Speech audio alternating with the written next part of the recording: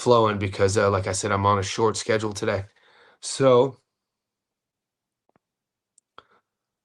money lines haven't shifted that much since yesterday. This is sports bet. I'm using Dabble, by the way. I'm just using their interface because their interface is easy to navigate. So you might see the odds shifted slightly, whether you're in Australia using Dabble, Sports Bet, or Bet365, or whatever one you use. This is just for the functionality of my the live streams, just because I'm used to it. So Catterall on the money line $1.49, meaning that if you just want Jack to win, 100 gets you your money back plus 49 bucks. The draw 16 to 1, and then Echo is 285. 100 on Echo gets your money back plus 185. So not quite a 2 to 1 dog. And if you guys are trying to break down style versus style, this is a stylistic contrast and matchup. In Jack, you have the southpaw counter boxer. He does really good things well when he's doing them well. Doesn't throw a lot of volume. I really like his backhand. We know that we just saw him when he took on Harlem Eubank. He won a technical decision. There was a couple of head clashes, and I think it went to the seventh.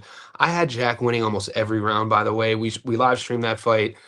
We predicted and broke down that fight. If you're new to the channel, we try to do as many fights as possible here, just not the big ones. So Catterall's coming off that performance. This fight, he has recently moved up to 147. He's taken on Echo Esimon.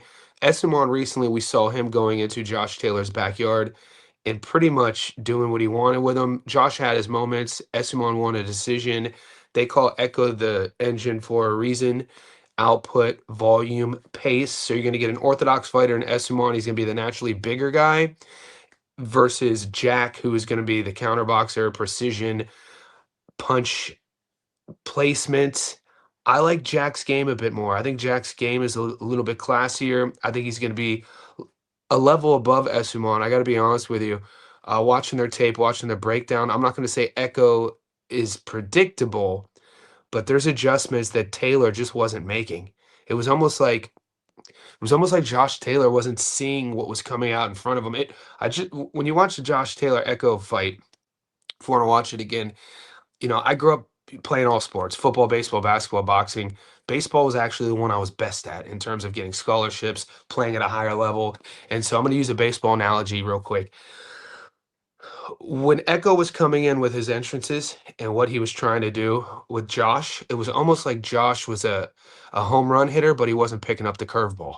You know what I mean? It was almost like Josh was just sitting on the fastball and he wasn't able to read the pitches. And every time there'd be a curveball, Josh would be out on his front foot, or he would just get frozen and as the curveball was going across the strike zone. He'd just get frozen, the umpire strike three sort of thing. So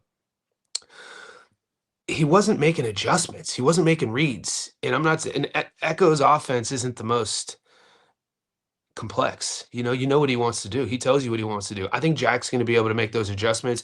You mix that with, I mean, say what you will. There is an argument to be had about Jack moving to 47, Jack being the smaller guy, Jack changing camps, Jack going to Philly, Jack working with Bozy. People would be like, oh, those aren't good things.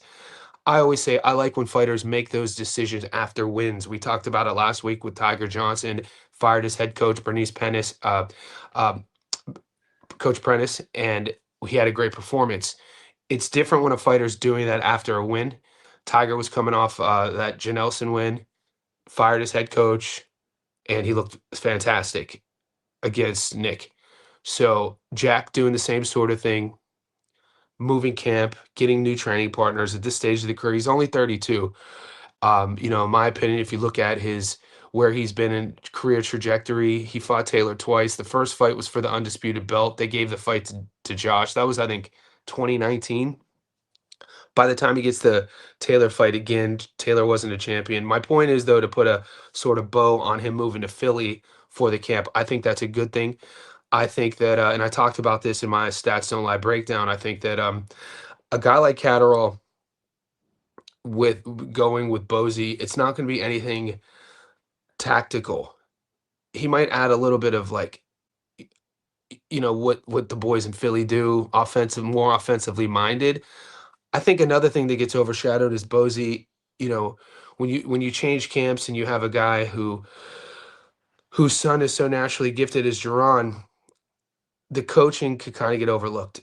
I mean, somebody taught Jerron how to punch. Somebody taught Jerron how to sit on punches. Somebody taught Jerron punch angles, punch placement. It was his pops. I think a lot of that, the technique of how to sit on something, how to turn a punch over. When you watch Jack throw his backhand's already on point. I love his backhand. It's sharp, it's clean. When he's cooking, he's able to move, boot, and fire. I think what we're going to see is a little bit more of the knee flexion, bending of the knees when you're throwing it sitting down rather than just popping and exiting. Things like that, Bozy could you know, help him out along the way. I'm gonna start saying what's up to the boys. That's my take on Catterall. I like Catterall in this fight. Before I start saying the what's ups, let's see what the we already talked about the money line.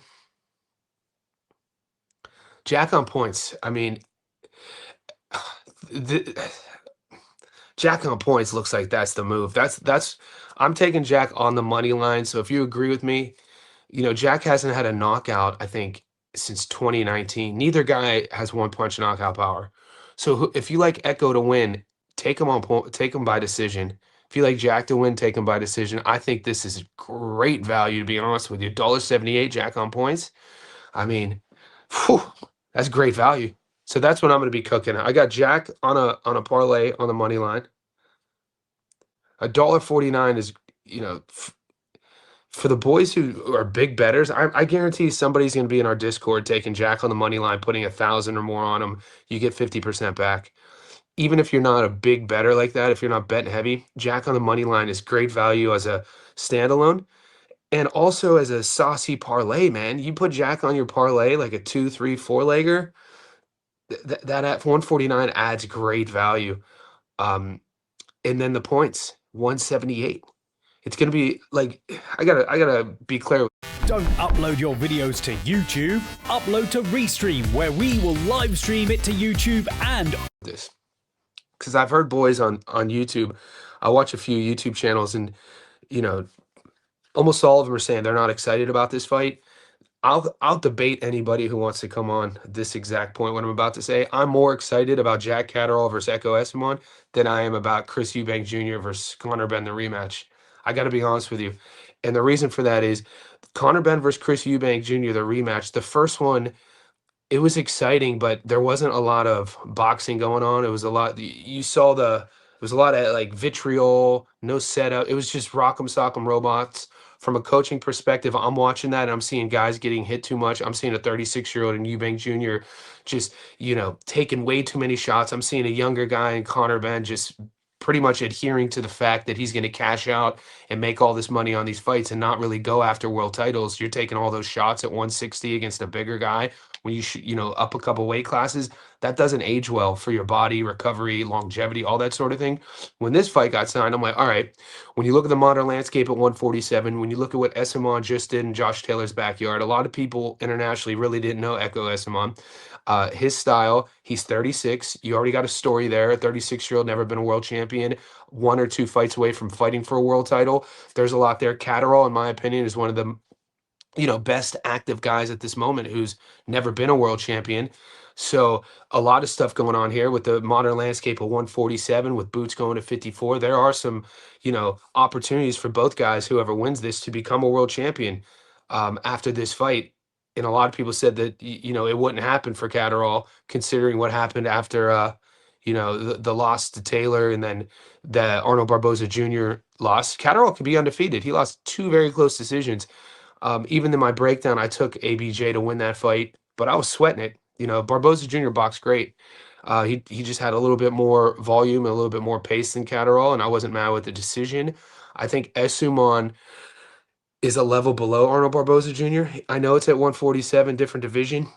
I just a lot of Esumon's work over time, his rounds and his productivity, it looks alike. It looks the same. I think Catterall is a wise fighter. I think he's a smart fighter. I think he's going to be able to pick up on those entrances, and he's going to be countering Esumon. I think Jack's a level above. I think we're going to see a real good version of Jack. You put depending on who wins here, you put either Jack or Echo in there with a Rolly Romero, a Mario Barrios, the kid who just beat Lewis Crocker, who just beat Patty Donovan. Um, all those guys excluding Brian Norman Jr. just because BNJ, Norman Jr. is fighting Haney next week. 147, man, it's not that thick, it's not that deep. One of these guys could easily come out on top with a great performance and get a title shot and possibly become a champion. So I'm more excited about this matchup for all those things I just said than I am Ben and Eubank Jr. too. I'm gonna start.